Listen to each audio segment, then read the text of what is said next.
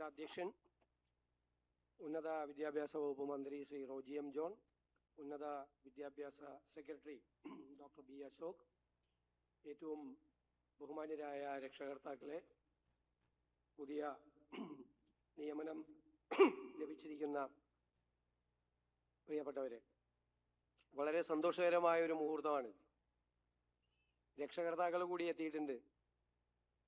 ഉന്നത വിദ്യാഭ്യാസ സെക്രട്ടറി പറഞ്ഞതുപോലെ സെക്രട്ടേറിയറ്റിലെ ദർബാർ ഹാളിൽ വെച്ച് നിയമന ഉത്തരവ് ഏറ്റുവാങ്ങാൻ വേണ്ടിയിട്ടുള്ള അവസരം ലഭിച്ച് ചരിത്രത്തിൻ്റെ ഭാഗമായി നിങ്ങൾ 35 പേരും മാറുക.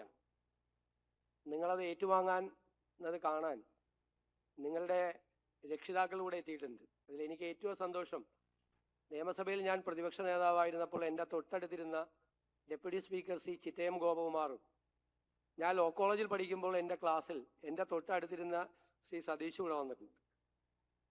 വളരെ സന്തോഷം, രണ്ടുപേർ അതടക്കമുള്ള രക്ഷകർത്താക്കളിലൂടെ എത്തിയിട്ടുണ്ട്. ഇത് യഥാർത്ഥത്തിൽ തിരഞ്ഞെടുപ്പിന് മുമ്പ് ഒരു രാഷ്ട്രീയ യാത്ര അത് തന്നെയാണ്. പുതുയുഗ യാത്ര നടത്തിയപ്പോൾ ഞങ്ങൾ കുറേ ഇൻട്രാക്ഷൻസ് നടത്തി പലരുമായിട്ട്.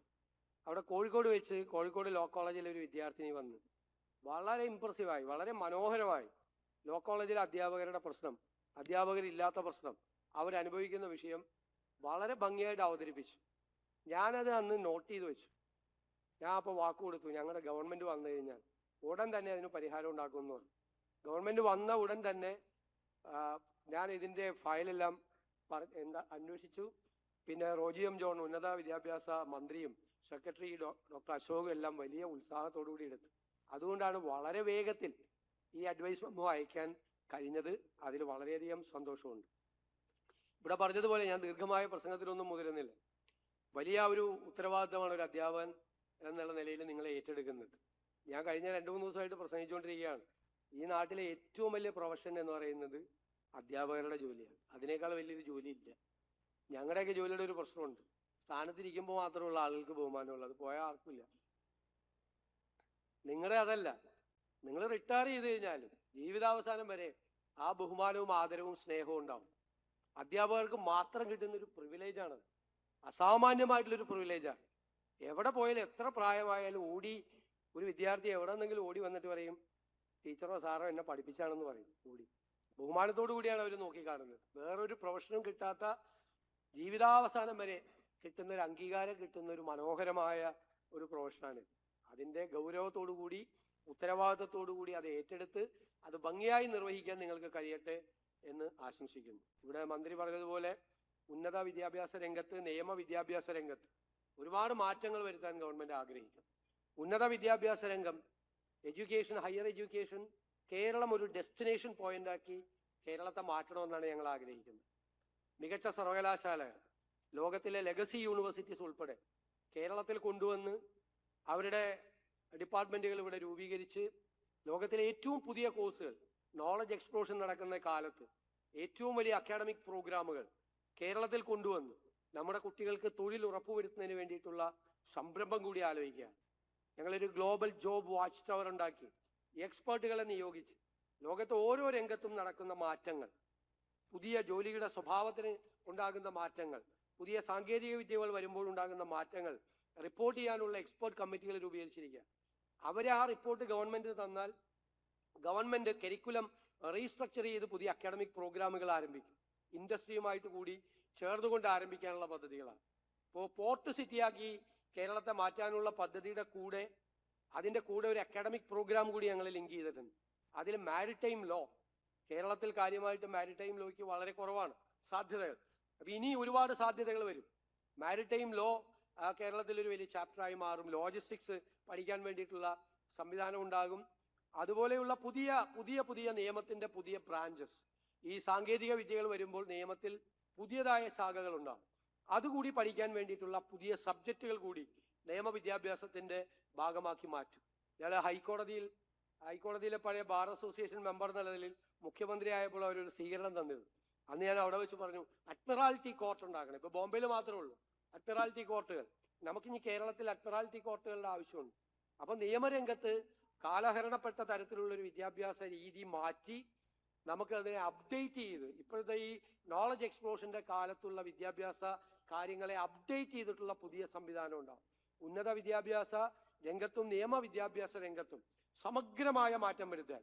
നിയമവിദ്യാഭ്യാസ രംഗവുമായി ബന്ധപ്പെട്ട് മന്ത്രിയും സെക്രട്ടറിയും കുറേ പ്രപ്പോസൽ തന്നിട്ടുണ്ട്. അത് നിയമവിദ്യാഭ്യാസത്തിന് ഡയറക്ടറേറ്റ് രൂപീകരിക്കാനും നിയമ സർവകലാശാല രൂപീകരിക്കാനും ഒക്കെ വേണ്ടിയിട്ടുള്ള നിർദ്ദേശങ്ങൾ തന്നിട്ടുണ്ട്. അത് ഗൗരവമായി ഗവൺമെന്റ് പരിശോധിച്ച്, അതുപോലെ പുതിയ യൂണിവേഴ്സിറ്റി നിയമം പുതിയതായി ഉണ്ടാകാൻ പോവുകയാണ്.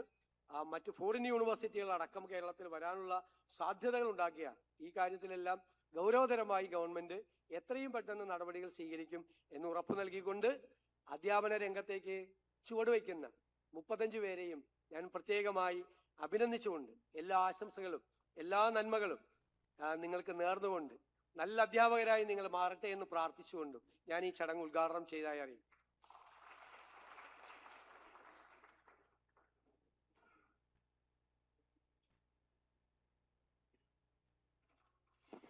ചില ചോദ്യങ്ങളും ഉത്തരങ്ങളും പുതുചരിത്രം കുറിക്കുന്ന നിമിഷങ്ങളുടെ തുടക്കങ്ങൾ കൂടിയാണ്. അങ്ങനെ പുതുയുഗ കേരളത്തിലെ നിയമവിദ്യാഭ്യാസത്തിന് പുത്തൻ ഉണർവേകുന്ന ഒരു തീരുമാനത്തിന് തിരികൊളുത്തിയ ആ ചോദ്യവും ഉത്തരവും നമുക്കൊന്ന് കാണാം. വേഗം ഒരു AV പ്രസന്റേഷനിലേക്ക്.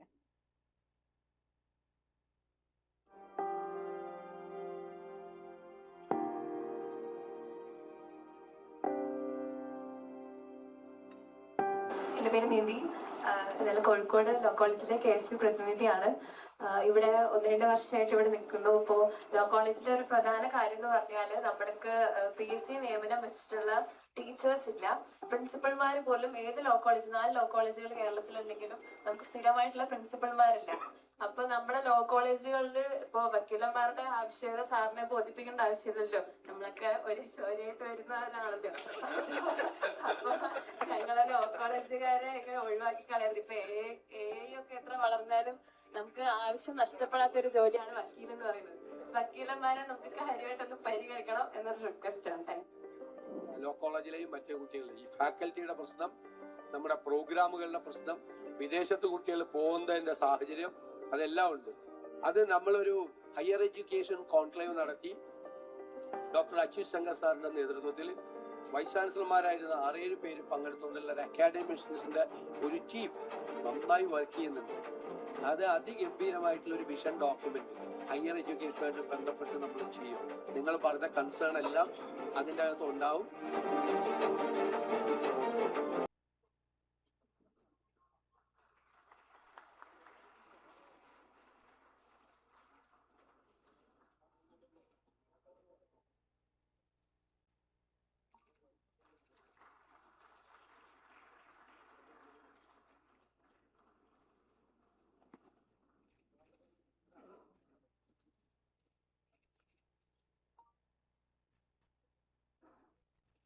ശ്രീമതി സൂര്യ KR.